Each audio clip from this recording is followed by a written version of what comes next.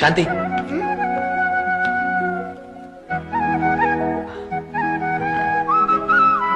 నేను చాలా రోజుల నుంచి నీకు విషయం చెప్పాలనుకుంటున్నాను.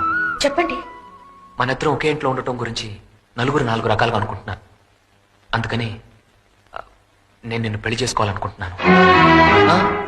జనం అన్నారని కాదు, ఐఎమ్ రియల్లీ లవింగ్ యూ. నువ్వు సరే అంటే మనం పెళ్లి చేసుకుందాం. I'm sorry. ఇప్పటికే మీరు నా అర్హతకి మించి సౌకర్యాలు ఇచ్చారు. Job, shelter, status.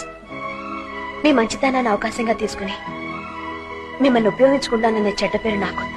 శాంతి, గుళ్ళో దేవుణ్ణి రోజు చూడాలనుకోవడంలో తప్పులేదు. కానీ దేవుడి పక్కనే చోటు కావాలని అనుకోవడమే పేరాస్ అవుతుంది.